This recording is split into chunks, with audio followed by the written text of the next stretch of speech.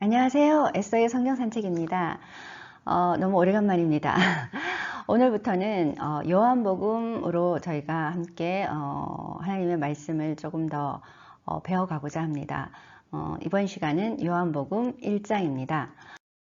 요한복음의 저자는 사도 요한입니다. 12제자 중에 한 사람이죠.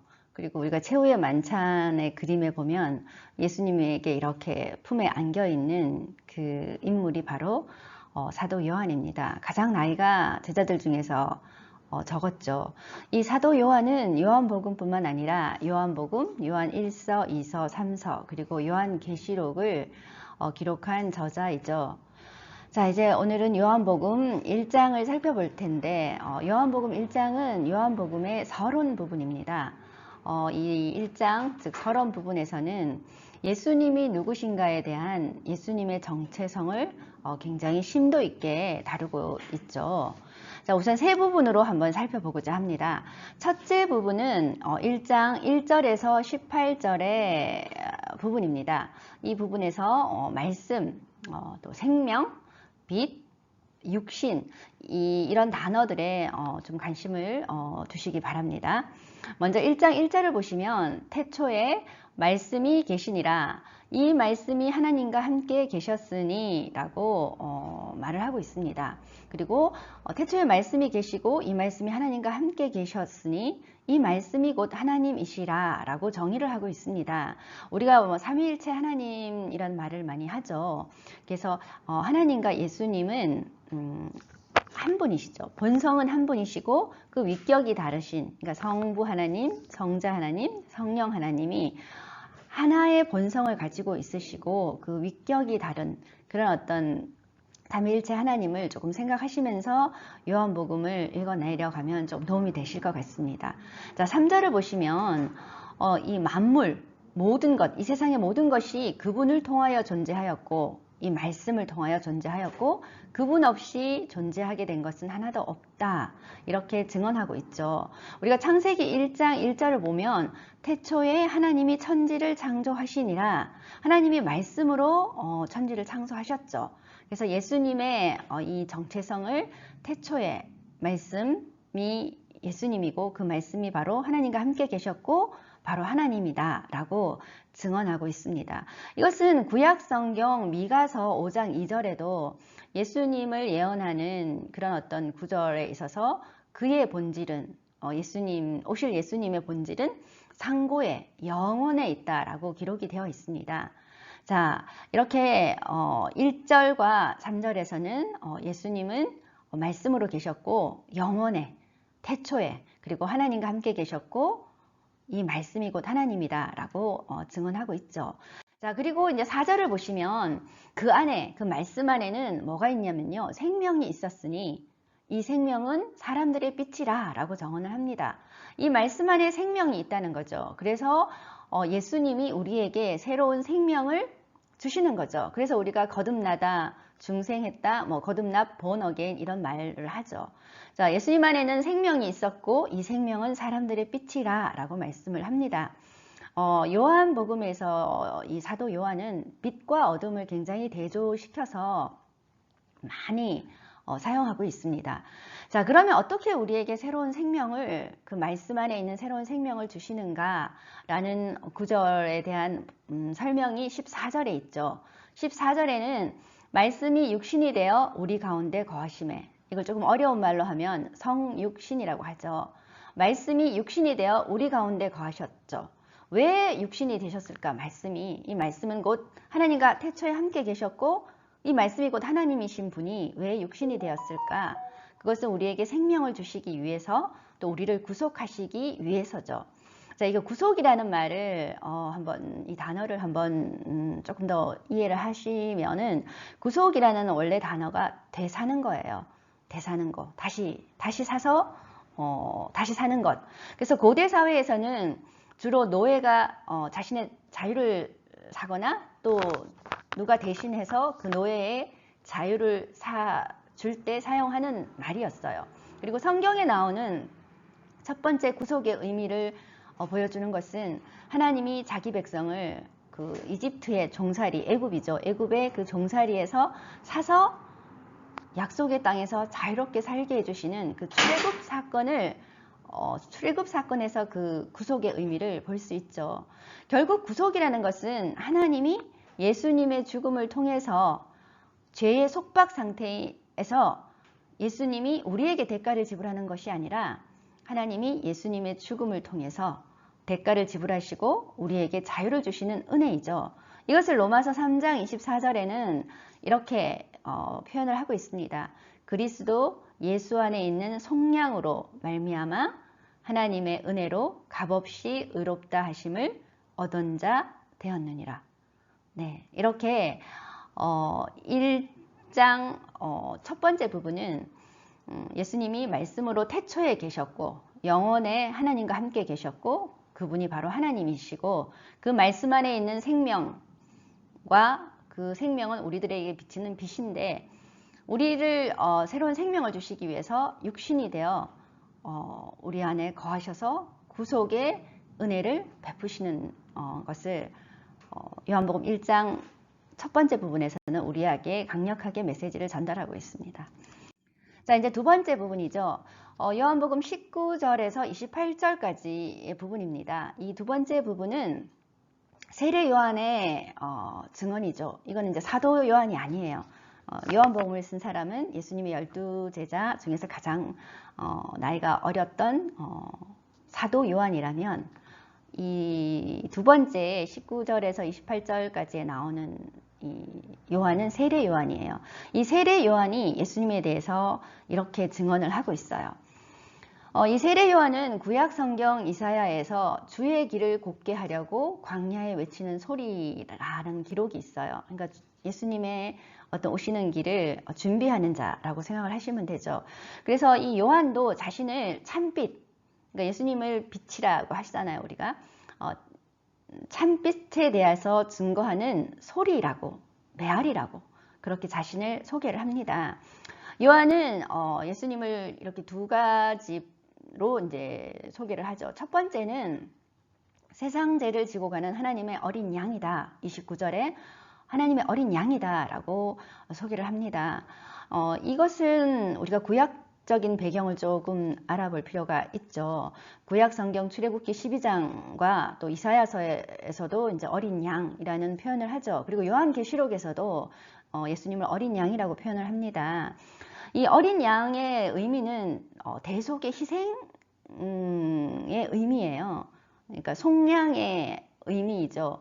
우리를 구속하기 위해서 값을 치르시는 그런 어떤 속량, 희생의 의미인데 이것은 우리가 출애굽기 12장에 나오는 출애굽 사건에서 하나님이 그의 백성이 그 애굽의 종살이, 핍박과 그 고통 속에서 그들을 구출하기 위해서 바로 왕에게 10가지의 재앙을 내리죠. 근데 9가지 재앙으로는 바로가 굴복하지 않아요. 근데 마지막 10번째 재앙이 죽음이에요. 장자의 죽음.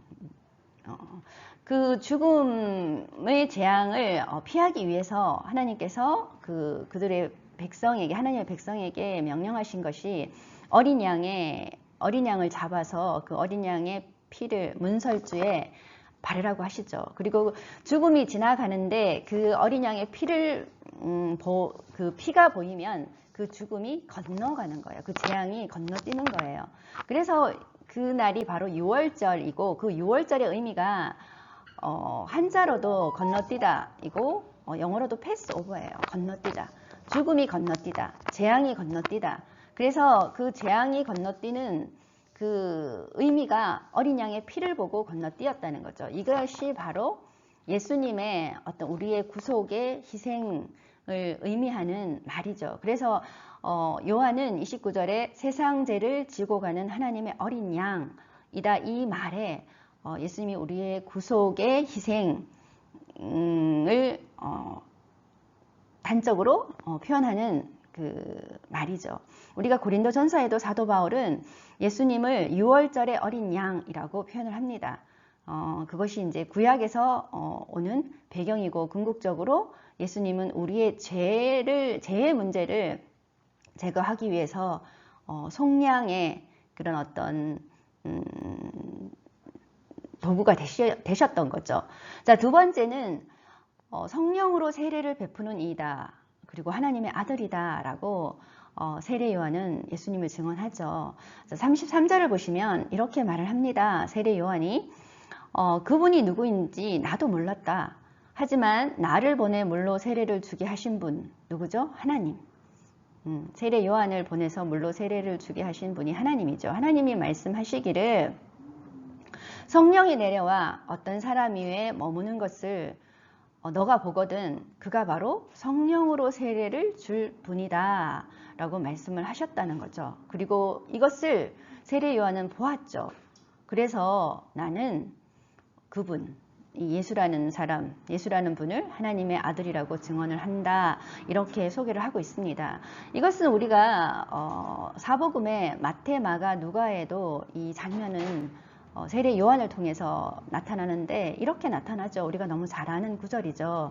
예수님께서 이제 세례 요한에게 세례를 받으시고 물에서 올라오실 때 하늘이 열리고 하나님의 성령이 비둘기같이 내려서 자기 위에 임하심을 보시더니 하늘로부터 소리가 있어 말씀하시되 이는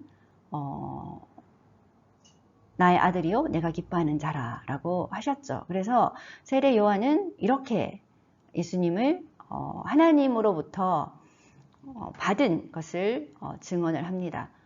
예수님은 세례를 베푸는 자이고 그리고 하나님의 아들이다 라고 얘기를 하고 있죠.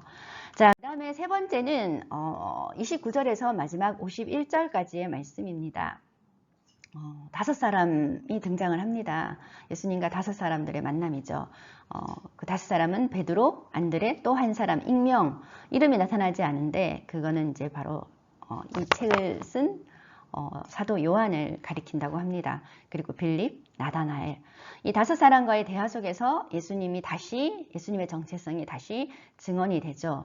자, 첫 번째는 41절에 우리가 메시아를 만났다라고 말을 하고 있습니다.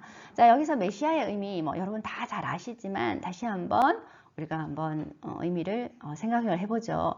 메시아는 히브리어예요. 히브리어로 기름 부은 자라는 뜻입니다. 그래서 우리가 구약 성경에 보면 그 기름 부은 자가 누구죠? 예언자나 제사장 혹은 왕을 가리키죠. 자, 그리고 그리스어로 번역하면 이 크리토스가 되는 거죠. 그래서 메시아와 그리스도는 같은 의미죠. 자, 예수님 당시에는 실제로 이 메시아, 그리스도란 말은 다윗의 진정한 후계자로 오실 왕이라는 개념에 거의 국한되어 있었어요. 그래서 마태복음에 그 아브라함과 다윗의 후손으로 오실 예수님의 족보도 나타나죠. 자, 그래서 이 후계자를 통하여서 하나님은 세상을 심판하실 것이고 이방의 적들로부터 구출하실 것이라고 이 유대인들이 믿었죠. 그래서 그 당시에 예수님 당시에는 로마의 식민지로 있었기 때문에 이 메시아라는 것을 정치적, 군사적 메시아관이 이 당시에 지배적으로 강했어요. 그래서 예수님이 정말 찬빛으로 오셨지만 그들이 예수님을 알아보지를 못했죠. 자, 이렇게 진정한 메시아의 역할은 하나님과 자신의 백성 사이의 관계에서 그 중간 다리를 놓는 것이죠. 관계가 죄로 인해서 이렇게 어긋났죠. 단절이 되었는데 그 관계를 회복시키는 그 중간을 다리 놓는 것으로 영을 받은 자 또는 신의 의사를 전달하는 자, 하나님의 의사를 전달하는 자라는 뜻이죠. 그리고 죄를 씻는 제사의 희생제물, 어린 양을 말하죠. 그리고 재판장, 그리고 중요한 것은 새 생명을 통치하는 자라는 의미죠. 이것이 예수님이 우리에 있어서 진정한 메시아이시죠. 그리고 두 번째 이제 나다나엘의 고백이 또 나옵니다. 49절에 당신은 하나님의 아들이시요 라는 이제 고백이 나오죠.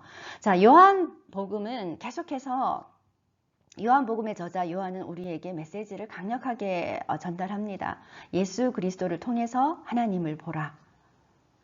예수 그리스도를 통해서 하나님의 본성을 보라고 우리에게 말을 하죠. 자, 18절을 보시면 본래 하나님을 본 사람이 없죠. 그런데 아버지 품속에 있는 독생하신 하나님이 나타내셨어요. 자, 하나님을 통해서, 예수 그리스도를 통해서 하나님의 뜻, 하나님의 계획, 하나님의 정신, 또 하나님의 본성을 우리가 익혀가야 된다는 거죠. 그래서 요한은 계속해서 예수 그리스도를 통해 하나님을 보라 라고 우리에게 강력하게 메시지를 선포하고 있습니다. 예수님은 태초에 말씀으로 계셨고 그 말씀은 하나님과 함께 계셨고 그 말씀은 바로 하나님이시기도 합니다. 그리고 그 말씀 안에는 새로운 생명이 있고 또 그 생명은 우리를 비추는 빛이시죠. 이 말씀이 안에 생명을 우리에게 주시려고 새로운 생명을 우리에게 주시려고 예수님은 말씀이 육신이 되어서 오셔서 이런 메시아의 진정한 메시아의 역할을 하시면서 대단한 하나님의 사랑의 절정에 또 하나님의 은혜의 어떤 그 모습을 우리에게 보여주고 있습니다. 여기까지 요한복음 1장이었고요. 다음 시간에 요한복음 2장으로 만나 뵙겠습니다. 감사합니다.